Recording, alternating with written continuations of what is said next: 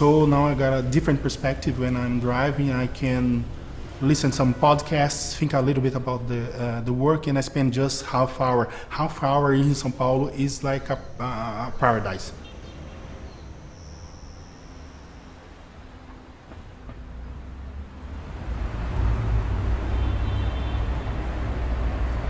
São Paulo is really a big city, and you can spend a lot of time with your friends in pizza bars, and disco clubs, all this kind of thing.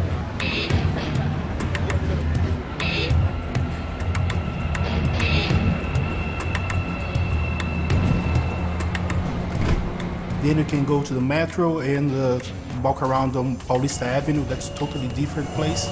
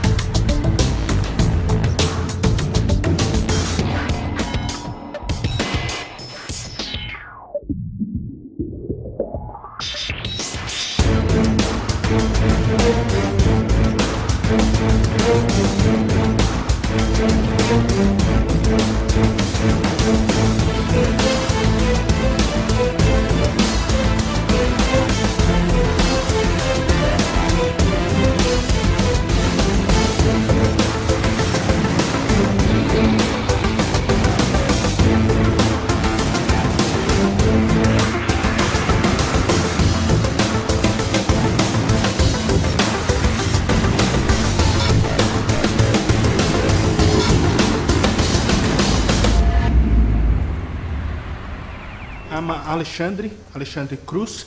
I was born here in São Paulo. I can remember São Paulo 30-something years ago. It was quite different. It was a city with, I don't know, like 5-6 million people. That's not so big for us. Today we are talking here in São Paulo of 20-something million people. I can remember walking with my dad and understanding different places in São Paulo. You have this public squares, and in these public squares you can see ducks and all this kind of thing.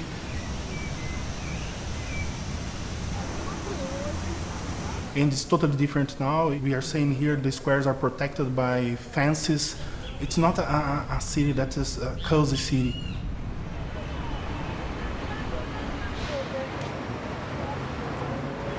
São Paulo changed from a very interesting city, just like Buenos Aires, for instance, for a city that is this total madness, crowdedness, and all these things that you could experience here.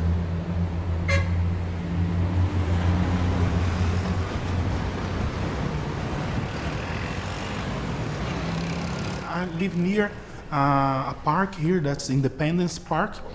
It's exactly the place where, in the history, the emperor of Brazil asked for the independence of Brazil.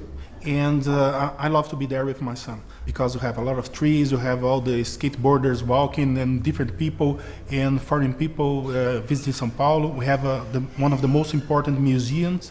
That's the Independence Museum, the Paulista Museum. So I love that place because it's near my house. I felt like home there. Most of the Brazilian people, they understand São Paulo as the locomotive of Brazil. Because all the things about the economic growth of Brazil starts here. So when we think about the industry, it's stronger in São Paulo. When we think about services, the best services are in São Paulo. When we think about education, the best colleges. So São Paulo is in the front, leading Brazil, leading our society for growth. But on the other hand, everything is expensive here.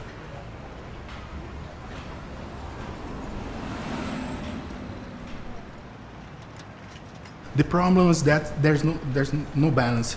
So you can find a good job here, you can have a stable job, or if you lose your job, for instance, here in Brazil, we are talking about 5.4, 5.3% of unemployment rate. And if we consider about São Paulo, the number is even is more than that.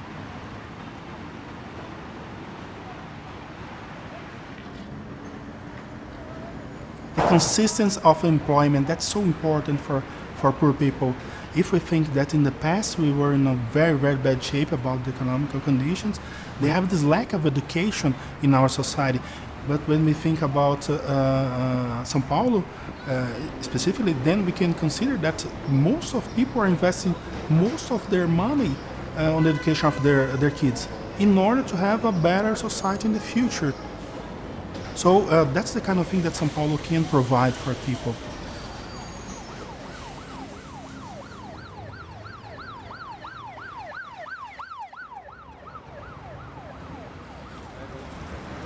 In the 90s, the prisoners start with a little fight.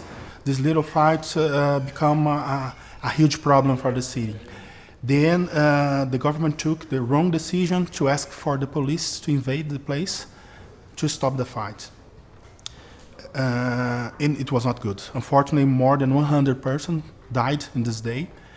And as a society, we were not able to get an explanation for everyone what happened, why that happened. And thinking about that, the government took the decision to demolish this place and turn it in a park for the young people.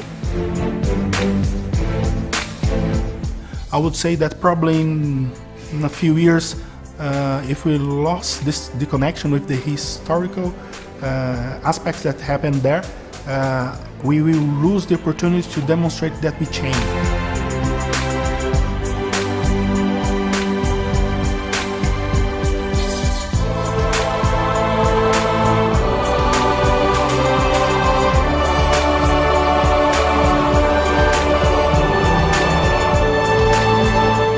Most important thing is that I can tell this history to my son because we have to avoid made the same mistake that we made in the past.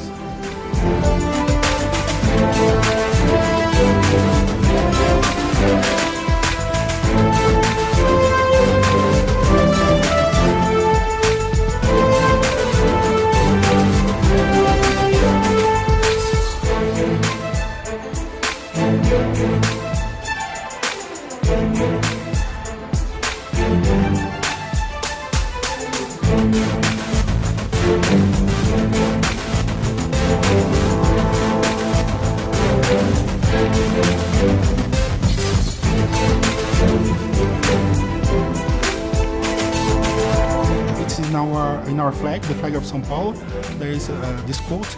It's non duco duco. Is we lead. We are not leaded. We feel like we are the locomotive of Brazil.